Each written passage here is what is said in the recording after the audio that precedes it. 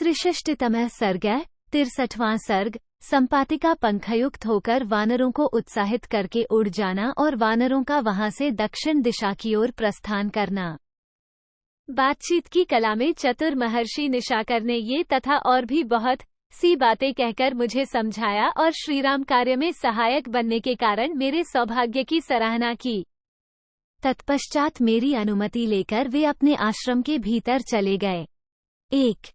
तदनंतर कंदरा से धीरे धीरे निकलकर मैं विंध्य पर्वत के शिखर पर चढ़ाया और तब से तुम लोगों के आने की बाट देख रहा हूँ।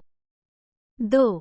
मुनि से बातचीत के बाद आज तक जो समय बीता है, इसमें 8000 से अधिक वर्ष निकल गए। मुनि के कथन को हृदय में धारण करके मैं देश काल की प्रतीक्षा कर रहा हूँ। 3। तारांकन यहाँ मूल में साग्रस्तम 100 वर्ष से अधिक समय बीतने की बात कही गई है, परंतु 60वें सर्ग के 9वें श्लोक में 8 सहस्र वर्ष बीतने की चर्चा आई है।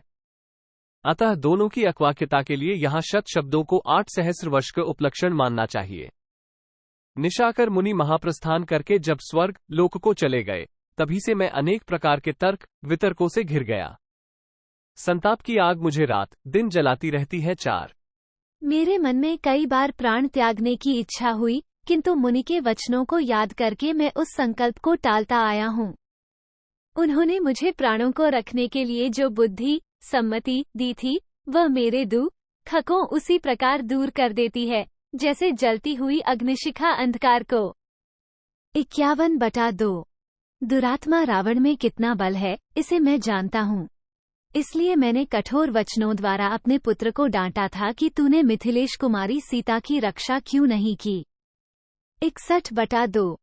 सीता का विलाप सुनकर और उनसे बिछुड़े हुए श्रीराम तथा लक्ष्मण का परिचय पाकर तथा राजा दशरथ के प्रति मेरे स्नेह का स्मरण करके भी मेरे पुत्र ने जो सीता की रक्षा नहीं की, अपने इस बर्ताव से उसने मुझे प्रसन्न नहीं किया, मेरा प्रिय कार्य नहीं होने दिया।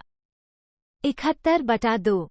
वहां एकत्र होकर बैठे हुए वानरों के साथ संपाति इस प्रकार बातें कर ही रहे थे कि उन वंचारी वानरों के समक्ष उसी समय उनके 2 नए पंख निकल आए। 81/2। अपने शरीर को नए निकले हुए लाल रंग के पंखों से संयुक्त हुआ देख संपाति को अनुपम हर्ष प्राप्त हुआ।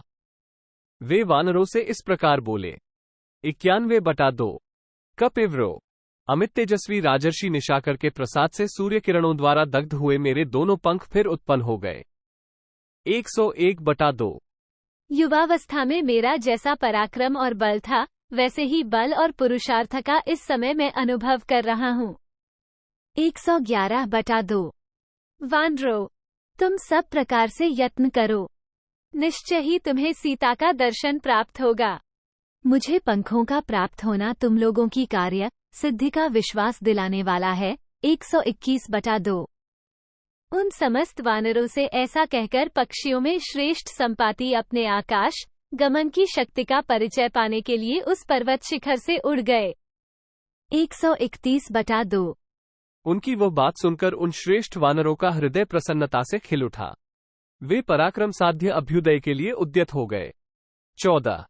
तदनंतर वायु के समान पराक्रमी वे श्रेष्ठ वानर अपने भूले हुए पुरुषार्थ को फिर से पा गए और जनक नंदिनी सीता की खोज के लिए उत्सुक हो अभिजित नक्षत्र से युक्त दक्षिण दिशा की ओर चल दिए। 15।